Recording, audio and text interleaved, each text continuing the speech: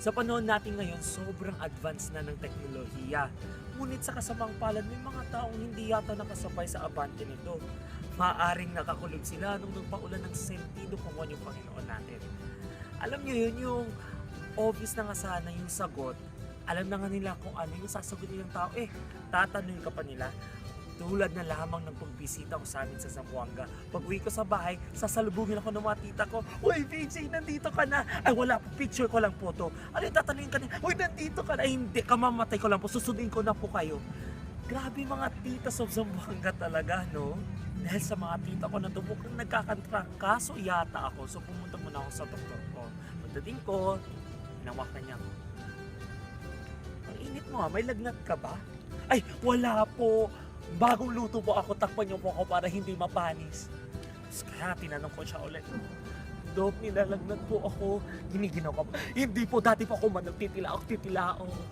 Tapos sumakit bigla yung ngipin ko, so pumunta ako sa dentista namin. So pagpasok ko, Dok, ang sakit ng ngipin ko. Anong gagawin, bubunutin? Hindi po, uga nyo lang, busy naman po kayo, nakakaya naman po eh. Tapos tinanong ko siya, Dok, magpapapasta po ako. Anong klase? Fettuccine. Grabe, noodles talagang ilalagay sa ngipin ko. Kainis naman. Ay, wag na nga lang. Sa mall na nga lang ako pupunta. So, bago pumunta ng mall, kailangan ko mag-commute. Jeep kaya. Pero ayaw ko masikip eh. So, pipili ako ng jeep na walang masyadong tao. Ayan, tamang-tama, jeep na walang tao, except yung driver. Para po, ayan, makay na ako, tapos ako ng bayad. Mabayad po, ilan, may nakikita po ba kayo maliban sa akin? May third eye po ba kayo? Nakakatakot naman to si kuya. Tinanong pa kung ilan ako, mag-isa lang ako sa jeep.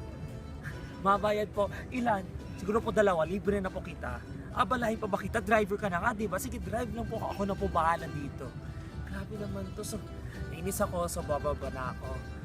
Ma, para po, bababa na. Hindi po, sasakay po ulit sa may taas naman po ng jeep para presko. Ay, naku. Ma, para sa tabi lang, hindi sa gitna ng kalsada para masagasaan ako. Gusto mo yun, di ba? So, binaba nga ako sa gitna ng kalsada. So, ayun na, sagasaan tuloy ako. Aray! Tapos lumapit bigla yung driver. Sir, okay lang po kayo? Nasaktan po ba kayo? Ay, okay lang ako. Isa pang baga. Ang sarap eh. Bangka. Sige pa. Ay, nako. So, ayun, nainis tuloy ako. Pumunta na ako sa mall. Hay nako, kahit saan ka man pumunta, ang daming tanga, no? Hay nako, sana sa pagdating ko sa mall, walang tanga.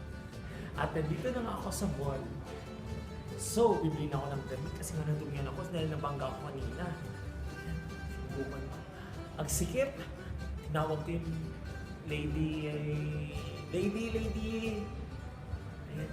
Miss, may size mo ba kayo? Sikip eh. Para kanina po, siguro para sa'yo, ipag-shopping kita, pumili ka na dyan. Yung akala niya sa kanya yung bibili ko. Para kanina po yung size, siguro para sa kaninang lahat, kunin yung size nila. Ay, so nawala yung gana kong bumili ng shirt, kakain na lang ako. Muna ako sa isang karinderya, uy, maganda yung may-ari yung unang lumapit sa akin, tinanong ako, uy, kakain ka ba? Hindi tatain, i-serve natin sa mga plato, lalusunin po natin silang lahat. So, lumipat na ako ng restaurant. So, order na ako. Tapos kumain. Tapos pagkatapos, sinawag yung waiter. Waiter, bill po. Hindi, picture. Kailangan picturean mo ako. Picturean mo ako. Ito, document mo lahat. Kaya ako. Ay, saan kaya nanggaling yung pag-uugali natin ng ganito? Feeling ko talaga sa silid-aral. Sa mga classroom kung saan bilang mga bata ay tinuturuan tayo. Diba? So, papasok na yung teacher sa classroom. Good morning, class. Get 1/4 sheet of paper. Ma'am. Yes. 1/4. Kakasabi ko lang, di ba? Ay, nako. Ma'am, may quiz. Ay, wala. Lukutin niyo yung patatos tapon niyo sa akin. Babuhin niyo ako. Sige.